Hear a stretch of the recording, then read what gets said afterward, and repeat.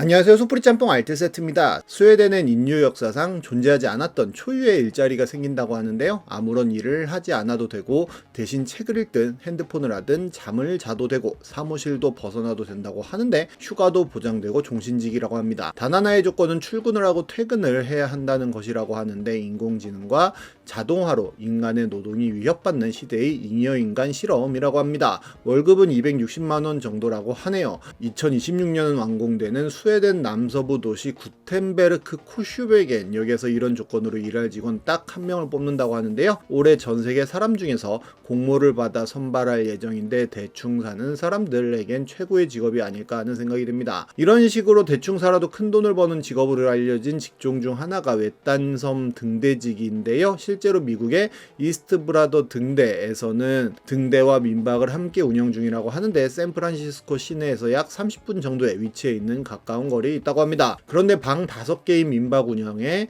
식사 제공까지 하면서도 연봉이 무려 1억 4천만 원에 달한다고 하는데요. 방 관리 외에 손님에게 식사를 제공하고 보트로 손님을 항구에서 섬까지 이동시키는 게 업무라고 하네요. 아이슬란드의 등대직이 역시 더욱더 쉬운 업무 환경에 1억 6천이라는 연봉을 자랑한다고 하는데요. 이 좁은 집에서 헬기장을 보수하고 등대를 관리하는 역할이라고 하는데 완전 고립된 삶을 살아야 한다고 합니다. 그렇다고 모든 등대지기가 이렇게 고연봉을 받는 건 아닌데요. 우리나라의 등대지기만 하여도 굉장히 많은 자격증은 물론 근무 경력을 요하기도 하는데 등대지기 연봉은 10급 공무원에 준하는 2천만원 초중반대라고 합니다. 이번엔 이렇게 스웨덴 잉여인간처럼 대충 살아서 레전드가 된 사람들을 모아봤습니다. 그럼 한번 볼까요? 첫 번째는 대충 사는 사람과 결혼한 여성 이야기입니다. 그 여성의 대학 때 전남친은 자기 개발에 목숨을 걸었던 사람이었다고 하는데요. 온갖 공모전을 휩쓸고 학점 관리도 철저하고 운동도 헬스 수준이 아니라 익스트림 스포츠까지 다 하고 해외에서 살다 와서 외국어도 유창하고 집도 적당히 안정적이고 취업도 본인보다 2배는 더 받는 것으로 했다고 합니다. 바쁘게 사느라 만날 시간이 없어질까봐 부지런히 글쓴이도 같이 활동을 했는데 덕분에 온갖 방면을 공부하면서 매시간 쪼개서 정신없이 살았다고 하는데요. 그게 좋았고 실제로 본인이 성장하는 것 같은 느낌도 있었다고 합니다. 그런데 나이가 들다 보니 서로 하고 싶은 게 뚜렷하게 부딪히기 시작했다고 하는데요. 둘 다 각자의 꿈은 있고 노력도 하는데 거기에 함께 있는 것은 포함되지 않았고 서로 함께하는 삶을 꿈꾼 건 아니라는 걸 알고 헤어졌다고 합니다. 그리고 지금 남편을 만난다고 하는데요.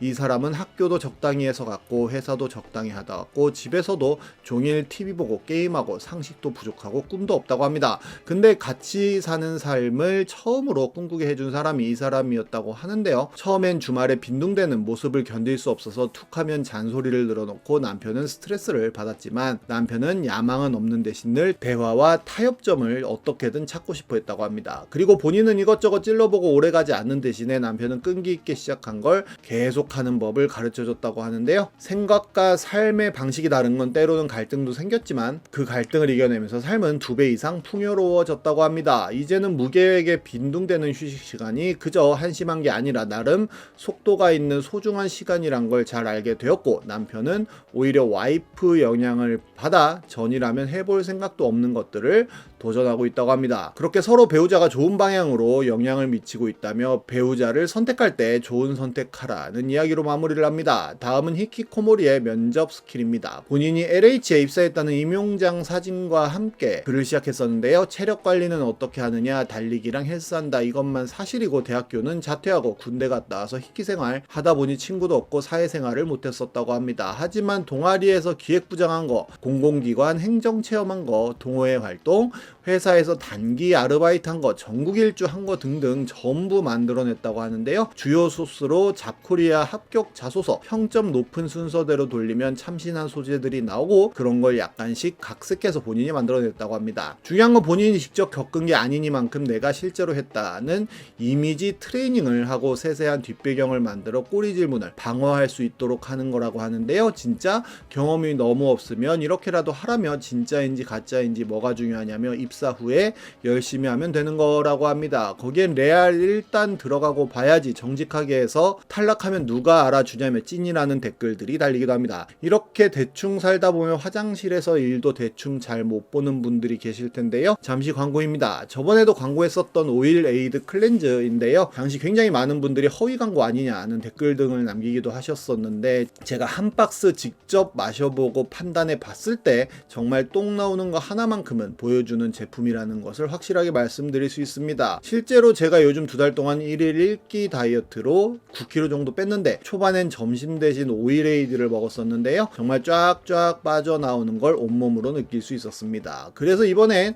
구독자님 분들께서도 오일에이드를 체험해 볼 수 있게 해드리고자 작은 이벤트도 준비했는데요. 오일에이드를 먹어보고 싶은 이유를 댓글로만 남겨주시면 추첨을 통해 총 10분에게 오일에이드를 한 박스씩 선물해 드리니 많은 참여 부탁드립니다. 똥 안 나온다 싶을 땐 오일에이드로 한번 도전해 보시길 권장해 드립니다. 광고 끝입니다. 다음은 몰래 퇴근 후 오피스텔에 갔던 남편의 이중생활입니다. 2021년에 나왔던 기사인데요. 맞벌이 부부인 기사 주인공은 생활비 계좌, 적금, 청약, 보험까지 함께 관리해 왔다고 합니다. 그런데 토스오프를 통해 생활비를 정리하려고 남편 계좌도 확인을 해봤다고 하는데요. 매월 15만원 가량을 누군가가 입금해주면 남편은 60여만 원을 또 다른 계좌에 이체하고 있다는 사실을 알게 되었다고 합니다. 알고 보니 해당 계좌는 오피스텔 관리공단 계좌였다고 하는데요. 바로 와이프는 남편에게 두 집 살림하는 거냐며 이게 도대체 뭐냐며 오피스텔은 뭐냐며 사실대로 말하라고 했고 남편은 두 집 살림이 아니라며 오히려 화를 냈다고 합니다. 회사 동료 3명과 회사 근처 오피스텔을 구했고 각자 집에서 게임하기 눈치 보이니까 오피스텔에 PC 4대 가져다 놓고 게임방을 만든 거라는 이야기를 했다고 하는데요. 4명의 남자들이 각자 용돈에서 각출해 월세를 부담했고 보증금의 경우는